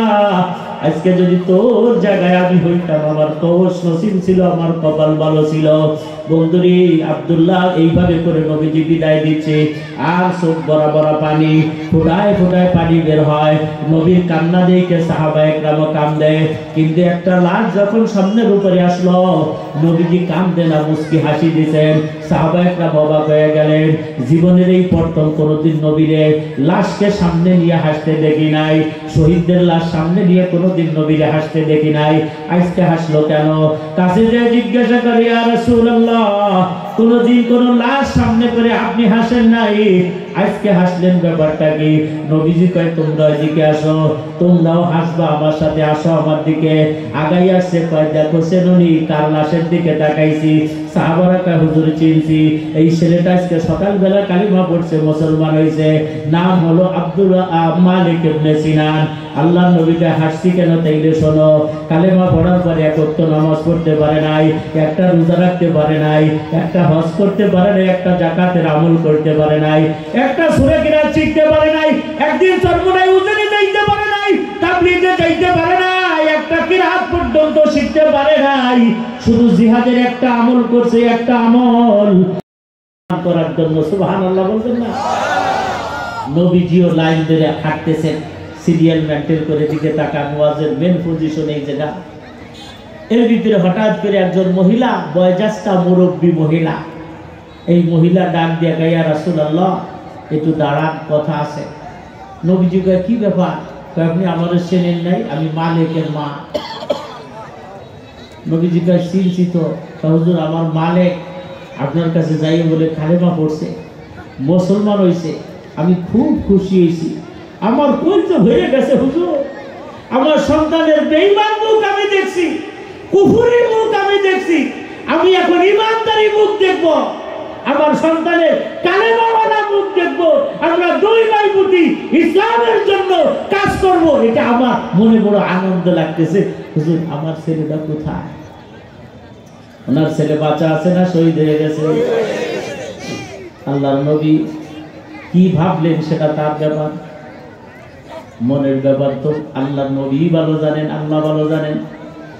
মহিলারে নবীজি বললেন না, আস্তে করে মুখ ঘুরাইয়া চলে গেলেন। মহিলার মনটা খারাপ হয়ে গেল। আমার ছেলের ব্যাপারটা নবী কিছুই বললেন না, জীবিত নাকি শহীদ কেউ বলে না। নবীরে বলার নিষেধ দেখা কোনো সাহাবী বলে নাই। সর্বশেষ হযরত আবু বকর সিদ্দিকের সাথে দেখা। মহিলাটা কমিয়া আবু বকর গো আপনি দাঁড়ান। আবু বকর সিদ্দিক দাঁড়াইছে। মহিলাকে আমার চেনেননি, আমি মালিক ইবনে সিনানের মা, আজকে সকালবেলা কালিমা পড়ছে, মুসলমানের ওই ছেলে। আবু বকর কয় চিনি তো। আমার ছেলেটা কই? জিহাদের ময়দানে গেছে, আমার সাথে দেখা করে নাই, আমি মা তারে দেখার জন্য দিওয়ানা হয়ে রইছি, পাগল হয়ে রইছি, আমার সাথে দেখা করে নাই। আমার ছেলেটা কি বাঁচা আছে নাকি শহীদ হয়ে গেছে? আবু বকর সিদ্দিক বড় জ্ঞানী মানুষ ছিলেন, অনেক জ্ঞানী মানুষ। নবীজির পরে আবু বকরের জ্ঞান অনেক বেশি, কথা ঠিক কিনা জোরে বলেন? দরবার সাজিছে কাফের মুশরিকরা আবু বকরে ডাইকা দিত। দরবার সারিচার বৈঠকে আবু বকরকে ডাইকা দিত। তারা অনেক জ্ঞানী, গভীর গভীর মানুষ ছিলেন। আবু বকর সিদ্দিক চিন্তা করে, ব্যাপার কি, আমি তো লাইনে সবাই পরে, আগে তো নবী গেছে, সাহাবারা গেছে, তাদের কি জিজ্ঞাসা করেন নাই? মহিলা কয় জিজ্ঞাসা করছিলাম, উত্তর দেয় নাই কেউ। নবীরও জিজ্ঞেসিলাম, নবীও তো উত্তর দেয় নাই, বলে নাই আমার সন্তান বাঁচা না মৃত্যু, কিছুই বলে নাই। ভাই আবু বকর তুমি একটু বলো বাবা। আবু বকর সিদ্দিক চিন্তায় পড়ে গেলেন, যেটা নবী বলে নাই আমি বলবো কেন? আর সাহাবায়ে কেরামেরা টপবার ছিলেন, নবী কোনো কিছু জিজ্ঞাসা করলেও জানলেও বলতেন না, বলতেন আল্লাহু ওয়া রাসূলুহু আলাম, আল্লাহ ভালো জানে, নবী ভালো জানে। কথা বলেন সুবহানাল্লাহ। কিন্তু আমাদের দেশে একজন মুসল্লি যদি ইমামকে প্রশ্ন করে, ইমাম সাহেব আমাদের নাতনি হইছে, নাতনি ছাগল কয়টা দিতে হবে আকিকা? তো ইমাম উত্তর দেওয়ার আগেই মুসল্লিদের ভিতরে চার পাঁচজন কয় দুটা একটা, দুটা একটা। কথা বল না। তো ইমাম জিজ্ঞাসা, আপনি কোন কেমন? কাকে? আমি তাবলীগে গেছি না, শুনছি না, আমি সর্বনায় গেছি না, শুনছি না, আমি সিলেট দিছি না, আমি জানি না, আমি বাংলা বই পড়ছি না, আমি জানি না, আমি বেস্টের পড়ছি না, আমি জানি না। আরে ভাই আপনি তো জানলেও বলতে পারবেন না, কথা ঠিক কিনা জোরে কর। জানার পরে বলার জন্য আবার পারমিশন লাগে, সার্টিফিকেট লাগে। গ্যাস হইলে কি গ্যাসের ওষুধ খাইতে হয় জানে না, কি ডাকন মাথা ব্যথাইলে কি ওষুধ খাইতে হয় জানে না, কিডা। কিন্তু আপনি কি শুনে লিখতে পারবেন? কে আপনি ডাক্তারি সার্টিফিকেট আপনার নাই, লেহার সাথে সাথে আই হেলা বাস দুই দিবে, কথা ঠিক কিনা ধরে পাওয়া 14 শিখের ভিতরে আপনারা দিয়ে নিবে। দুধু তুমি জানলে লিখতে পারবা না, তার মানে আপনি মাসলা জানলেও আপনি বলার অধিকার রাখেন না। এর জন্য একজন আলেমের লোক আছেন আপনাদের দেশে, তাবলিগারা যা জানে। আমার এক মুসল্লি, আপনাকে কথা কই আবার বিপদে পড়বনি, আমার এক মুসল্লি একটা মাইয়া উল্টে আরো কয় কি কে সিলে যাবো, কে সিরিয়ালারা যা জানে আমি তা জানি না, তাবলিগারা যা জানে আমি তা জানি না, সরমুনাইয়ালা যা জানে আমি তা জানি না, ইমাম যা জানে আমি তা আমার সামনের উপরে পড়। এরকম লোক কি আপনাদের নড়িয়ায় আসেনি? কথা কয় না আসেনি? তাইলে শোনেন, হাজী ইমদাদুল্লাহ মুহাজিরে মক্কি রহমতুল্লাহ আলাইহি, রহমতুল্লাহ আলাইহি পড়। হাজী ইমদাদুল্লাহ মুহাজিরে মক্কি রহমতুল্লাহ, জবরদস্ত একজন বুজুর্গ আল্লাহওয়ালা আলেম আমার কাছে জিজ্ঞাসা করবে। ওনার কাছে এক মুরিদ যাই, হুজুর আমি গরিব। হুজুর কাছে আমি কি হবো? হুজুর দেন একটু গরিব তো, দেন একটু কায়দা বায়দা করে। তো হুজুর কয় যদি একটা মাটির ঢেল নিয়ে, এটা মাটির ডলারে কি কয় আপনাদের বাসা? চাকা, চাকা, একটা মাটির চাকা। ও যাইয়ে করছে কি, ওই ট্রাক্টরতে ফালা ফালা মাটি উঠে দিয়েছে, ওর 4-5 কেজি ওজনের ঢেল একটা নিয়েছে। হুজুর কয় কেজি রুমাইল দিয়ে ভেসা, তো রুমাইল দিয়ে ওই মাটির ঢেলটা ভেসাইছে। হুজুর কয় মুখের সামনে দর্শে, হুজুর বিসমিল্লাহির রহমানির রহিম এইটুক কইরে দিছে, শুধু বিসমিল্লাহ পড়ছে, জোরে না আসতে, জোরে পড়ছে, জোরে না আসতে, কি পড়ছে? কথা বল, বিসমিল্লাহ পারেননি আপনারা? হ্যাঁ, আল্লাহু আকবার। বিসমিল্লাহ যে কি জিনিস রে ভাই, বিসমিল্লাহ যে কত বড় উপকারী জিনিস আর কত বড় দামি জিনিস। 30 পারা কোরআনে সব এই বিসমিল্লাহর ভিতরে আছে। জোরে বলনা সুবহানাল্লাহ। শরীয়তের যাবতীয় বিধান এই বিসমিল্লাহর ভিতরে আছে। জান্নাত জাহান্নামের যাবতীয় কথা এই বিসমিল্লাহর ভিতরে আছে, কথা ঠিক কিনা জোরে কর। দুনিয়ার যত বিপদ আপদ সুখ দুঃখ যা আছে সব এই বিসমিল্লাহর ভিতরে ঢুকানো আছে। আমি নতুন করে একটা জিনিস তালাশ করতেছি, পাইতেছি না। আজকে মাসখানিক ধরে করছি, কেউ আমার উত্তর দিতে পারে নাই। পারলে আপনারা দেন। আপনি বিসমিল্লাহ শিখছেন কার কাছে? হ্যাঁ, হুজুরের মিথ্যে কথা কোন হুজুরের কাছে শিখছেন? আন্দাজি করেন। জীবনেও না, এটা আপনার বানাওয়াটে এটা কথা। বলতেই পারবেন না কবে বিসমিল্লাহ শিখছি। আমি তো বলতেই পারি না আমি কবে বিসমিল্লাহ শিখছি। এই বিসমিল্লাহটা আল্লাহ হুজুরের কাছে যাওয়ার আগে, আলেমের কাছে যাওয়ার আগে, মক্তবে যাওয়ার আগে, কোনো কিছু পড়ার আগে কেমন জানি আল্লাহ জবানের উপরে বিসমিল্লাহটা চালু করে দিছে। কোন লোক গ্যারান্টিতে বলতে পারবেন না যে ওই হুজুরের কাছে যাওয়ার আগে আমি বিসমিল্লাহ শিখি নাই। হ্যাঁ, সহি শুদ্ধর ব্যাপারটা হইতে পারে, কথা কন না। সহি করছি হুজুরের কাছ থেকে, বলেন সহি করছি, কিন্তু বিসমিল্লাহ যে কবে আমার জবানে আল্লাহ দিছে আমি জানি। কারণ আল্লাহ জানে বান্দা সব কিছুতে বিসমিল্লাহ লাগবে। মোটরসাইকেল চালাবা বিসমিল্লাহ লাগবে, রসিবোর্ড বিসমিল্লাহ, করিবোর্ড বিসমিল্লাহ, টপটপি বিসমিল্লাহ, বটবডি বিসমিল্লাহ, ট্রাক্টর বিসমিল্লাহ, এরপরে ঠেলা গাড়ি বিসমিল্লাহ, কথা কন না। নৌকা চালাও বিসমিল্লাহ, ভাত খাবার দাও বিসমিল্লাহ, কথা কন না। এই ঘুষি মারবা তাও কবা বিসমিল্লাহ। হ্যাঁ, বিসমিল্লাহ না করলে জোর হবে না তাতে। আল্লাহর জন্য ঘুষি মারবা, তোমাদের এমনি বাঁচি তো ঘুষো মারবে। বিসমিল্লাহ এত বড় গুরুত্বপূর্ণ, আর একদিন বলবো ইনশাআল্লাহ। শুনে বিসমিল্লাহ কারে কয়, এর ভিতরে কি আছে। তো হুজুর কি বইটা বই দিছে? বিসমিল্লাহির রহমানির রহিম। এইটা ভদিয়া হুজুর কাছে এই রুমাইলটার ফ্যাস দিয়ে বাড়ি নিয়ে যাও, পথের ভিতরে খুলবা না, খবরদার। এই যে ওরে কইছে যে পথে খুলবা না, এইটুকু হইলো কাম হয়ে গেছে। খালি কলজের ভিতরে কাতরা দিয়ে ঘুষাচ্ছে সরকি দিয়ে, খুলতি মানা হলো, খুলতি মানা হলো, বাড়ি যে খুলতি করলো, পথে খুললি কি হবে, কথা বল না। মানা হলে চাইতে বেশি, শোনেন না আপনারা? এটা কি নতুন না পুরান? কবে মানা হলে চাইতে বেশি, কবে বলা চাকরবা। গাছের কি অভাব ছিল? গাছের জান্নাতের ভিতরে গাছ কি অভাব? কষ্ট হয়নি আপনাকে? জোরে কথা বল, কষ্ট হয়? ওরা চলবে তো ইনশাআল্লাহ। নারায়ে তাকবীর, লিল্লাহি তাকবীর। না ওয়াজ তো শুনবেন প্রধান বক্তার আব্দুল্লাহ আলামিন সাহেব। যেমন কণ্ঠ তেমন চেহারা, শিক্ষিত মানুষ। আমি তো আপনাকে গ্রাম্য ভাষায় ভাই বেরাদার মতো বিটি বেজানো গল্প আরে আম্মা একটু গল্প করতেছি, এটা তো ভালো না লাগারই কথা। তারপরে যে আপনারা বসে রয়েছেন এই জন্য ধন্যবাদ। খুশি না বেজা? চলবে তো ইনশাল্লাহ। তাইলে এই মানা হলে সেতে এটা নতুন না পুরান? আপনি আজ বাড়ি যেয়ে পরীক্ষা করবেন, ফ্রিজের ভিতরে একটা মালাই দিয়ে ছেলেরে বলবেন আব্বা তোর ক্ষুধার কিনে লাগে, এই ফ্রিজেতে মালাই খাবি না। ও কবি আব্বা খালি তুমি একটু সরো, মালাই নি ফ্রিজের অর্ধেক চাপাই খেয়ে ফেলাবো। কথা ঠিক কিনা তোর? আর একদিন ফ্রিজে খাবার দিয়ে করবেন তোর মা আমি একটু নড়িয়ে যাচ্ছি, আসতে দেরি হবে ব্যাংকের কাজ তো, ফ্রিজে খাবার আছে তুই ইচ্ছে মতো খাই, চাইতে দেখবেন ফ্রিজ খুইলেই দেয় না। মানা হলে জন্মের চেতা চেতে। যুবক মানা হচ্ছে গাঞ্জা খাইস না, ওরা বলে গাঞ্জা এখন বারেন্দার ভিতরে লাগাইছে কবের ভিতরে। কথা পায় না। এরপরে পাট খেতে চাই বাট পুড়ে গিয়া মাঝখানে বলে গাঁজা লাগাইছে, সেগুলো সাংবাদিককে ধরে ফেলাইছে। কথা করতে করতে বাইরে ফেলা গেলে তাহলে মা না বললে জন্মের চেতা চেতে। এখন আমরা যাবো কোন দিক? কোন দিক যাবো? এটা বিপদে আসি না। আর এই লোকরে কইছে যে এটা খুলিস না, ওর মনের ভিতরে খালি জ্বলতেছে, খুলতি মানা হলো কেন?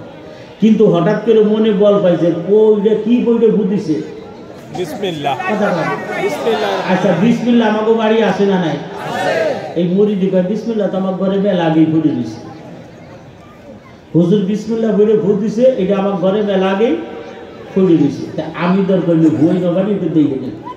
যখন এই মোবাইলটাকে খুলে একটু ফারাক করে দেখছে, দেখে যে মাটির দলা মাটি নাই, পুরোটা স্বর্ণে পরিণত। অবাক হয়ে যাবে সুবহানাল্লাহ, এই বিসমিল্লাহ বলে মাটি কি ফুদিবি শোনা হয়? এ যদি আগে জানতাম তাই বিসমিল্লাহ কবে আমার ঘরে রয়েছে, ফুয়ে টুয়ে দিয়ে আমি ইটালি যাওয়া লাগতো, লিবিয়ে দিয়ে আমার এত কষ্ট করা লাগতো ইটা পয়সা জোগাড় করার জন্য। খালি মাটির দলায় বিসমিল্লাহ করে ভুয়েতাম, আর অন্যে আমি কোটিপতি হয়ে যাইতাম। সর্বনাশ! এইটা খাইতে নিব কি হচ্ছে? এই সোনার দলাটারে মরুভূমির ভিতরে ফেলাইয়া 28 বছর বাড়ি যে বিসমিল্লাহ বলে বই না, বাড়ি যে বউরে পায় জাকা কোদালা। আপনাদের ভাষায় কি বলে? জাকা না উড়া? উড়া, উড়ান কোদালা। বৌদি কয় তুমি প্রত্যেক তারিখ সর্বনাই যে সুবহানাল্লাহ আলহামদুলিল্লাহ আনো, লা ইলাহা ইল্লাল্লাহ জিকির আনো, হাফসে দমানো, ফাসেন ফাসানো। আজকে উড়ার কোদাল ঘটনা কি? কথা কইছ না কি হয় দেখ একটু খালি দেখছেন আমরা কি ওই স্বপ্নে খোয়াব দেয়। কিছু মানুষ আছে না, হ্যাঁ সিরা কাটা খুঁজে স্বপ্নে দেয়। কথা কাট না কেন? হ্যাঁ সিরা কাটার ভিতরে শুয়ে খালি পিলার খুঁজে বেড়ায়, দেখ বুঝে মাটি মুটি উল্টেয়ে ফেলায়। ও কোটিপতি হয়ে যাবে রাইট বেরো। দুদু গরিব মানুষের স্বপ্ন খালি বিছানের মোতাটাই সত্যি হয়, আর একটাও সত্যি হয়। বুঝলেন এই কথাটা?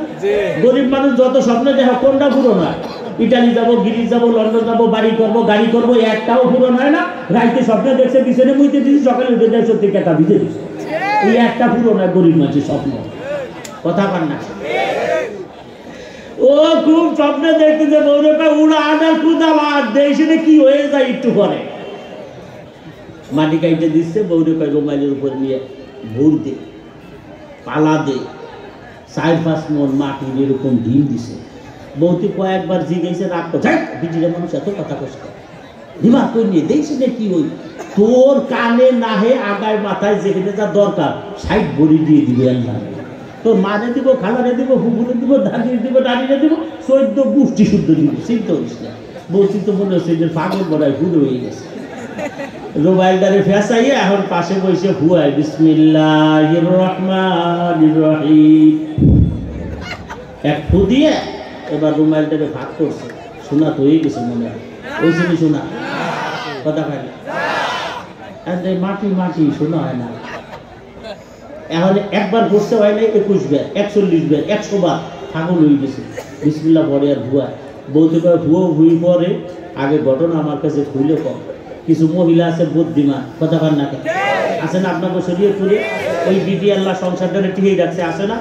ও দামরা যা কামাই রোজগার হয় ও বাদাইমের মতো কবেতে ঘুরেই ফেলাই তো এই বিটি মাজায় ফেঁস দিয়ে গোসা দিয়ে তারপরে সংসারটাকে ধরে রাখছে। এরকম মহিলা আছে না? কথা কেন আছে না? চালাক মহিলা আছে না? ঘরের ভিতরে ঢুকছে চোর, তাহাজ্জুদে নামাজ পড়বি, ওযু করতে গেছে মহিলা, ওই ঘরে ঢুকছে চোর। চোর ঢুকে ওই চৌকির তলে না খাট কয়, খাটের তলে যাইয়া চকি ওই চোরে শুয়ে দিছে। আর এই মহিলা দরজা লাগাই এসে নামাজে দাঁড়াইছে, রুকু দিছে, দেখে নাই। যখন সেজদায় গেছে দেখে সুরা খাটের তলে বসা। এনে মহিলা চিন্তা করে সর্বনাশ, আমি যদি চিল্লেন দিই ও চোরের দৈব্য দৌড়, মানসি এসে আমার বানাবে বদনাম, কথা পার না কেন? কারণ স্বামী বাড়ি থাকে না, স্বামী থাকে শরীয়তপুর নড়িয়া, এই মানসি একটা গিবত বাইর করবে, আমার একটা কেলেম বাইর করবে। ওই দিক দিয়ে চোরটা যদি আমি দরবার যাই, আমি মহিলা ও পুরুষ ওর সাথে পারবো না, ও সাথে বিচার দিব একজনের কাছে। তিনি কে? বলে কে? আর এই মহিলা নামাজ পড়ে দোয়া হরে, আল্লাহ আল্লাহ আপনি বিচার হয়ে যাবেন। আল্লাহ তাই বিচার করবো, ঠিক আছে কায়দা মতো বিচার করবো, চিন্তা করিস না। আল্লাহ বিচার করতে পারে না? পারে না? হ্যাঁ পারে না? কি কায়দার পারা পারে তা বুঝছেন তো? কথা হয় পারে না? পারে না? জন্মের খেলা দেখাবো পারে, কথা ঠিক কিনা? দরকার যারা খেলার জন্য মানুষে বছরের পরে বছর 15 বছর পর্যন্ত মাঠে ডাকছে, আসো খেলবো আসো খেলবো, হেঁটে কুত্তার মতো হয়ে গেছে, কথা ঠিক কিনা? দরকার তালাশ করেই পাওয়া যায় না। মিয়া আল্লাহ পারে না? পারে না? এইদিকে আসে। আর মহিলা বিচার দিছে কার কাছে? আল্লাহর কাছে। বিচার আল্লাহ সঠিক করবে না করবে না? এই মহিলা খালি নামাজ পড়ে। আচ্ছা মহিলা যদি না ঘুমায় তাহলে সূরা কি চুরি করতে পারবে? জোরে বল। আমি সূরায় নামাজ গনে 8 টাকা হয়ে গেছে, এখন উনি ঘুমাবে, কারণ তাহাজ্জুদের নামাজ করে তার 8 টাকা। এখন দেখে আবার নিয়ত করে, তাহলে মহিলার উদ্দেশ্য হলো যে রাত পার হয়ে দিব, ঘুমাবো না, কথা বল না কেন? আর চোরের উদ্দেশ্য হলো নামাজ কমায় না কেন? নামাজ কমায় না কেন? কথা বল না কেন? যারা আল্লাহর পাগল তারা নামাজ বাড়ায়, জোরে বল। যারা নবীর পাগল তারা নামাজ বাড়ায়, 5 ওয়াক্তের সাথে ইশরাক পড়ে, আউয়াবিন পড়ে, সাজ পড়ে, সালাতুত তাসবিহ পড়ে, তাহাজ্জুদের নামাজ পড়ে, তারা নামাজ বাড়ায়, কথা ঠিক কি না? জোরে কর। আর যারা চোরের দল ওরা নামাজ কমায়, কাবলার জুমা পড়ে না, বাদাল জুমা পড়ে না, বেতেরের নামাজ 1 টাকা পড়ে, তারাবির নামাজ 8 টাকা পড়ে, কথা ঠিক কি না? জোরে কর। ওরা নামাজ কমায়। আপনারা কমানোর পক্ষে না বাড়ানোর পক্ষে? হ্যাঁ রাজি আছেন তো? বাড়াবেন তো? কমাবেন না বাড়াবেন? ওদের গোষ্ঠী কাবলা জমাও ভরে না, বাদাল জমাও ভরে না, টুকুস করে সালাম দিয়ে গুট গুট করে বুড়ে মধ্যে খালি বুড়ো কটা বুড়ে যায়, কথা ঠিক কি না? সোরে খালি কাজে নামাজ এত ভরে কে? মহিলা তো কন্ট্রাক্ট দিত ফজর বন্ধু নামাজ পড়বো যাতে চোরাই চুরি করতে। বিচার করবে কি? এই একটু পরে ডাহাইতেছে 10 জন। কয়জন? ডাহাইতেছে 10 জন। দরজাটারে ধাক্কা দিয়ে বাইরে ঘরের ভিতরে ঢুকে বসে। আর এই ঘরে ঢুকে এক ডাহাইতে কয় কি যে নেতা সর্দার, এই মহিলাদের জাগনো নামাজ পড়ে। সর্দার কয় চুপ, মা বোনদের দিক চাওয়া যাবে না, আমরা এই টাকা পয়সা নেওয়ার জন্য। দেখ মদ্দাটা কোথায়, পুরুষটা কোথায়, বেটারে তালাশ কর। বেটারে তালাশ করে আর ভাইরা বেটা কোথায়? কথা কয় না, বেটা কোথায়? বেটা তো খাটের নিচে। মিয়া এখন এই বেটারে খাটের নিচে থেকে তালাশ করে বাইর করছে। এটি কি বেটা না চোর? কথা কয় না কে? এখন এই বেটা যত কয় যে আমি চোর আমি চোরা, ওরা কি বিশ্বাস করে? ওরা কোটি কোটি মাইর দেয়। টাকা কোথায়? স্বর্ণ কোথায়? গহনা কোথায়? রাখছিস কোথায়? ব্যাংকে যে টাকা উঠিনি সেই টাকা কোথায়? কথা কয় না কে? আরে মহিলা দেখে, মহিলা তো চালাক, মহিলা দেখে আমার একটা সুযোগ যায়, সুযোগ যায়। এই মহিলা আসে না, জন্মে চালাক, ওই চোরের দিকে চাইয়া না এসে টাকা পয়সা কামাই হচ্ছেন, আবার পাইছে থাকি কত কামাই পারবেন, টাকা পয়সা নিয়ে কি কম করে যাবেন নি? জানটা বড় না টাকা বড়, চাই চুরাই দিয়ে দেন, আবার কামাই ফিরে নিয়ে। আচ্ছা এইটুক কই দিকে আর বোঝার বাইরে থাকে যে এই ভিডিও স্বামী হবে। এই যে ভিডিও শুরু করছে আগাই ফেলাইছে বাইরে। আল্লাহ তার চোর রেলে ডাকাত দিয়ে পিটাবো, ইমানদারদেরকে হেফাজত করবো, মুমিনকে হেফাজত করবো। তোরা চোর, তোরা ডাকাত, তোরা কোবাকুবি করবি, আলে বলে আমার কিছু হবে না, কথা ঠিক কিনা? আল্লাহ মামুনুল হক সাহেবের কিছু হবে না, কথা বলেন না কেন? তোদের তোরা তোরা কোবাকুবি হয় যা কয়বার বেটা, আমরা খালি দুটি দুটো বাতাস লাগাই দিব, কথা কর না। আমরা তো সময় উপযোগী। হ্যাঁ কষ্ট হয়নি আপনাদের?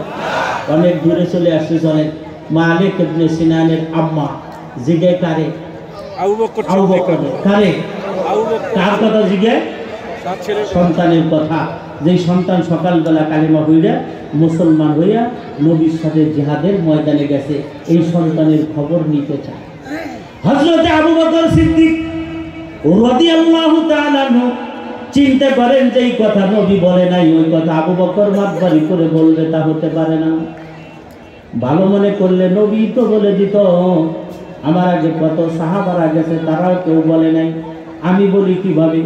অমনি আবু বকর সিদ্দিক বিষয়টাকে ওইভাবে না বলিয়া কেন যেন মুখ দিয়া বলে ফেলাইছে, কেন যেন বলছে, আম্মা আপনি অপেক্ষা করেন, আপনার সন্তান মালিক আসবে। এই হাদিসের এইখানে মুফাসসিরিন ইকরাম বলেন আবু বকর তখন একটা হালতের ভিতরে ছিল। মানুষের হালত পরিবর্তন হয়, নবীদেরও হালত পরিবর্তন হয়েছে, কথা ঠিক কিনা জোরে বলে। ওলিদেরও হালত পরিবর্তন হয়, এটা আবার একটা ভিন্ন চ্যাপ্টার। হালত পরিবর্তনে ছিল, যার কারণে বলে ফেলছে। মহিলা বড় আনন্দিত খুশি। আবু বকর বলছে আমার সন্তান ফেরত আসবে, আর টেনশন করার দরকার নাই, চিন্তা করার দরকার নাই। আমি আজকে আমার সন্তানের আনন্দ মাখা মুখ দেখব, কালেমাওয়ালা মুখ দেখব। আমার সন্তানের কালেমাওয়ালা মুখ আমি দেখবো, বড় আনন্দ করে। ওই দিক দিয়ে আবু বকর সিদ্দিক মহিলার দিকে সামান্য একটু সামনে অগ্রসর হতেই নিজের ভিতরে নিজেকে প্রশ্নবিদ্ধ করে ফেলাইছে। আবু বকর কি বলে ফেললা তুমি? যারে কবর দিলা, যার জানাজা করলা, যাকে কবর রেখে আসলা, নবী মুহাম্মদুর রাসূলুল্লাহ সাল্লাল্লাহু আলাইহি ওয়াসাল্লাম যাকে কবরে রাখলো, তার ব্যাপারে তুমি বললা ফেরত আসবে। আরে আসবে তো না, মহিলা তার সন্তানকে পাবে না, মহিলা পাগল হয়ে যাবে, দিওয়ানা হয়ে যাবে, রাস্তার ধারে ধারে ঘুরবে। আর এই মহিলা বলতে থাকবে, ও দুনিয়ার মানুষেরা, মদিনার মানুষেরা, আবু বকর রে তোমরা আর সিদ্দিক বইল না, ও তো মিথ্যা কথা বলেছে, আমার সন্তানের ব্যাপারে আমার ধোঁকা দিয়েছে, ফাঁকি দিয়েছে। হযরত আবু বকর সিদ্দিক অমনি সিজদায় পড়ে কান্দে, আল্লাহ ফাযকুরুনি আযকুরুকুম। এই বক্তব্যটা কার? আল্লাহ কয় আবু বকর বক্তব্যটা আমার। কি বলেছেন আপনি এখানে? আবু বকর তুমি বোঝো নাই, আমি বলছি বান্দা যদি আমার কথা মানে, আমিও বান্দার কথা মানি। আল্লাহ আপনি বলছেন বান্দা যদি আমার কথা মানে, আপনিও বান্দার কথা মানেন। বলে হ্যাঁ, বান্দা যদি আমার কথা শুনে, আমিও বান্দার কথা শুনি। আবু বকরকে আল্লাহ তাইলে সাক্ষী দেন, আমি আপনি আপনার কথা আমি আবু বকর মানছি না মানি না। আল্লাহকে আবু বকর সবার আগে তুমি মানছো, তোমার আগে কেউ মানতে পারে নাই। আমার নবী যেই বাণী নিয়েই তোমার কানে পৌঁছাইছে, সবার আগে যেই হাত উঠছে সেই হাতটা হলো তুমি আবু বকরের। আবু বকর তুমি আমার কথা মানছো। আবু বকর সিদ্দিক আপনার কথা যদি আমি মেনে থাকি, আপনিও আমার একটা কথা মানেন। আল্লাহ কয় কি কথা রে আবু বকর, বলো তোমার কথা আমি মানব। আবু বকর বলে আল্লাহ মালিক ইবনে সিনানের মারে অপেক্ষা করায় রাখছি, জবান দিয়ে বলে ফেলছি আপনার সন্তান আসবে, আপনি অপেক্ষা করেন। আল্লাহ আপনি মালিক রে কবর থেকে উঠাইয়া জীবিত বানাইয়া আপনি মালিকের মার কাছে তারে পৌঁছাইয়া দেন। আল্লাহ পাক আবু বকর এটা কেমন চাওয়া? যারে তোমরা কবরে রাখলা, যারে তোমরা কবর দিয়ে দিলা, তারে আবার জীবিত করে তার মার কাছে ফেরত দিতে বলো। আবু বকর সিদ্দিক আল্লাহ এটা কি একটা কঠিন ব্যাপার নাকি আপনার জন্য? আমানতু বিল্লাহি ওয়া মালাইকাতিহি ওয়া কুতুবিহি ওয়া রুসুলিহি ওয়াল ইয়াউমিল আখির ওয়াল কদরি খাইরিহি ওয়া শাররিহি মিনাল্লাহি তাআলা ওয়াল বাসি বাদাল মাউত। বলেন ওয়াল বাসি বাদাল মাউত। ইমানে মুফাসসালের শেষ চ্যাপ্টার হলো, শেষ চ্যাপ্টারটা হলো মৃত্যুর পরে পুনর্জীবিত করবেন কি? আওয়াজ দেন কি? কয় বছর পরে? হ্যাঁ না না, এরপর হিসেব নাই। 40,000 বছর হলো, একেবারে পরে মরবে যে তা, ওনার পরে আর কেউ মরে নাই। এটি হলো আজরাইলের লাস্ট ক্যাপ। ওনার পরে আর একজনও নেয় নাই। উনি হলেন আর বাড়ি নাল বাজানা 40,000 বছর। ওনার আগে আরো যারা গেছে 2000 বছর, 10,000 বছর, 50,000 বছর, 60,000 বছর, এইভাবে যাবে, কোনো মেয়াদ নাই। আল্লাহ আপনি যদি 40,000 বছর পরে আবার জীবিত করতে পারেন, তাহলে মাত্র 2 ঘন্টা আগে যারে কবরে রাখলাম, ওই 2 ঘন্টা পরে কি তারে জীবিত করে কবরে রাখার ক্ষমতা কি, উঠাইয়া জীবিত করার ক্ষমতা আল্লাহ আপনার আছে না? না। হযরত আবু বকর সিদ্দিক কান্দে রাখি কথা, আল্লাহ আমি তোমার কথা যদি শুনে থাকি, এ ভাই আপনি আল্লাহর কথা শুনেন, আল্লাহ আপনার কথা শুনবে। দৌড়ানোর দরকার নাই পীরের বাড়ি, আপনি বোকার মতো পীরের বাড়ি দৌড়ান। মা রয়েছে ঘরের ভিতরে বড় পীর, আব্বা রয়েছে ঘরের ভিতরে বড় পীর, দোয়া কবুল হয় তাদের কাছে দোয়ার জন্য না যাই আপনি আরেকজনের কাছে দোয়ার জন্য দৌড়ান। কথা ঠিক কিনা জোরে বলেন? আপনি পাগল, আপনি বলদ। এই করোনাকালীন সময়ে আগামীকাল হলো 15 তারিখ, আগামীকাল আমার ওইখানে মাহফিল, এই যে শিবচরের হক্কানিয়া মাদ্রাসায় আল্লামা মামুনুল হক সাহেব ওখানে আসবেন, ওইখানে মাহফিল। এই মাহফিলের ঘটনা গত করোনার বছরে আপনাদেরকে আমি শোনাই। আমাকে এক কলিগ ফোন দিয়ে বলে, হুজুর এই লোকটার জন্য দোয়া চাই, হাসপাতালের বেডে করোনায় আক্রান্ত, রক্তের প্লাটিনাম 0 হয়ে গেছে, যা 30,000-এর নিচে নামলে পরে লোকটা বাঁচার সম্ভাবনা 90% থাকে না। সেটা হলো 30,000 না 0 হয়ে গেছে।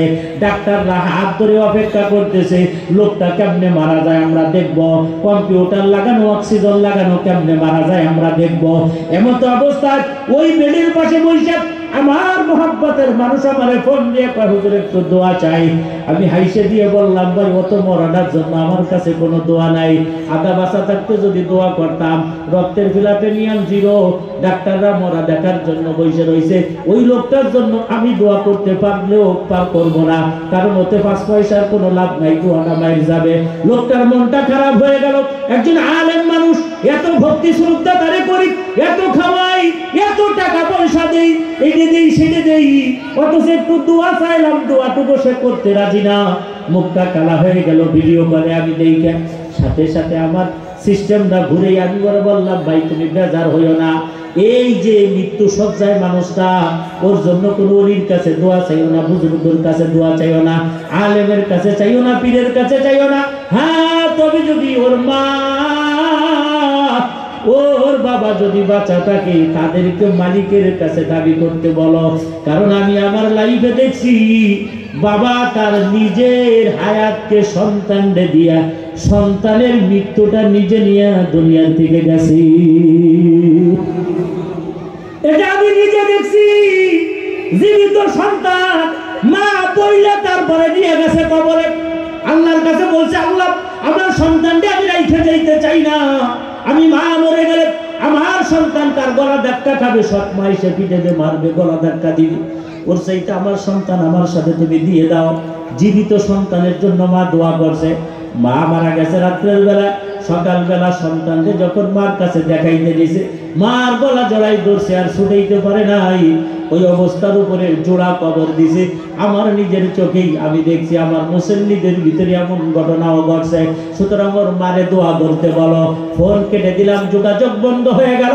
আগামীকাল যে মাহফিল, এই মাহফিলে নাস্তা খাওয়ার জন্য বসছি যাইয়া, গত এই করোনার বছরের ঘটনা। ওই ছেলেটা যে ফোন দিয়েছিল সে হাজির, আমার নাস্তায় তারে শরীক করলাম। পাশে আর এক যুবক, সেও পাশে বসা। ওই যুবক পাশে, তারেও বললাম তুমিও খাও। ওরা দুইজন একজন আর একজনের দিকে তাকায়, হাসাহাসি করে, মুস্কি মুস্কি হাসে। আমারে জিজ্ঞাসা করে, হুজুর ওরে কেমনে কি আমারে ভেঙে বলো। হুজুর আপনি যখন কথা বলতেছিলেন ওর মা তখন সিটের পাশে বসা ছিল, ওই শব্দগুলো ওর মা শুনছে। মা যদি চায় সন্তানকে কাইদে আল্লাহর কাছ থেকে দাবি করে ছিনিয়ে আনতে পারে। এই কথা বলতেই ওর মা ওইখানে লাফ দিয়ে সিটের থেকে নাই না, পাগলের মতো গড়াগড়ি আর কান্নাকাটি। হাসপাতালের মানুষ সব এক জায়গায় হয়ে গেল। মহিলার কান্নায় পুরো হাসপাতাল করুণদল হয়ে গেল। সবাই কান্না করে, মহিলা শুধু ডাকে, আল্লাহ আমি মা, ভিক্ষা দাও, আমার সন্তানকে ফেরত দাও। কেন? উনি বলল, মা বললে দিতে পারি না, চমকে চমকে উঠি, ঘুমাইতে পারি না, বুকের ভিতরে পর্যন্ত পানি আটকে যায়। বাবারে সত্যি কথাটা বল, আমার মা, আমি তো আমার স্বপ্ন মিথ্যা হইতে পারে না। অন্য এই সন্তান ওই পাশ থেকে হাউমাউ করে কান্দে আর বলে, মা, স্ত্রীর প্রবঞ্চনায় পড়িয়া, স্ত্রীর কান পড়া শুনিয়া তোমার সাথে 2 বছর কথা বলি না, তোমাদের জায়গা জমিন বিক্রি করে বিদেশের মাটিতে আসলাম রে মা, আজকে তোমাদের খবর নেই না। আমার আব্বা হাট বাজারে কেমনে করে তাও আমি জানি না। কয় তোর আব্বা প্রতিদিন বাজার থেকে ঘুরে ঘুরে আসে, এক কাপ চাও খাইতে পারে না, পানও খাইতে পারে না, আর চোখের পানি ফেলে কান্দে, কেন এত বড় ওরে করছিলাম। কত ছেলেরা বিদেশ থেকে বাপরে টাকা দেয়, উপাসী বাজারে বসে বসে তারা চা খায় আর মানুষের পান খাওয়ায়। আমি মানুষেরটা খাইয়ে আসি, একটা খাওয়াইতে পারি না। সন্তান হাউমাউ করে কান্দে, মা আর না, বুঝার বাকি নাই। কেউ খবর পাইল না, বউ খবর পাইল না, মেয়ে খবর পাইল না, কেউ খবর পাইল না। খবর পাইল আমার মা। আমার মার চাইতে বড় আপন কেউ নাই। মাগো, আর তোমার সাথে খারাপ ব্যবহার করব না। আমার প্রবাসী ভাইয়েরা যারা বিদেশের মাটিতে আছো, হাতে ধরি পায়ে পড়ি, মারে মা বলিয়া ডাক দাও। দিনের ভিতরে একটা বার ফোন করে মার সাথে কথা বলো। আজকে বোঝো না মা কি জিনিস, বুঝবা মা হারাইবা যেই দিন সেই দিন পাগল হইয়া যাবা। মসজিদের খাট মসজিদে জমা দিয়া, মারে কবরস্থানে জমা দিয়ে যখন বাড়িতে যাইবা, ডাইনে তাকায়া দেখবা আপন বলতে কেউ নাই, বামে তাকায়া দেখবা বাতি ধরানো কেউ নাই। ঢাকা যাওয়ার সময় দেখবা রাস্তা পর্যন্ত আগায় যাওয়ার কেউ নাই। আমার যুবকেরা, আমার উপাসীর মানুষেরা, হাতে ধরি পায়ে ধরি, আব্বা মা যাদের বাসা আছে কষ্ট দিও না, কান্দাইও না, দেখভাল করো, খবর নাও। আর যাদের আব্বা মা দুনিয়া ছেড়ে চলে গেছে, তোমার কি মন চায় না তোমার এই লক্ষ লক্ষ টাকা দান, তুমি যেই টাকাগুলো কামাই করো, তোমার ছেলে খায়, তোমার মেয়ে খায়, তোমার পরিবার খায়, তোমার কর্মচারীরা খায়, কিন্তু তোমার মা পায় না, তোমার বাপ পায় না। রাসূলের সাহাবী এসে কয়, ইয়া রাসূলুল্লাহ, আমি আগে গরিব ছিলাম, আমার আব্বা আম্মার কোনো সেবা যত্ন করতে পারি নাই, ভালো একটা কাপড় পরাইতে পারি নাই, ভালো একটা খাওয়ান দিতে পারি নাই, ভালো জায়গা থাকতে দিতে পারি নাই। ওগো আল্লাহর নবী, আমার বাপ মা এখন অন্ধকার কবরে, আমার টাকা পয়সার অভাব নাই, আল্লাহ টাকা দিছে কিন্তু মা নাই, বাবা নাই।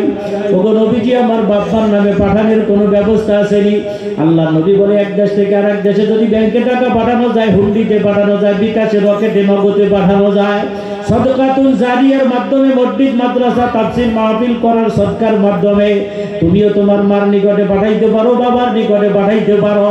তুমি পাঠা দিতে দেরি আছে, তোমার বাবার নিকটে পৌঁছাইতে দেরি নাই।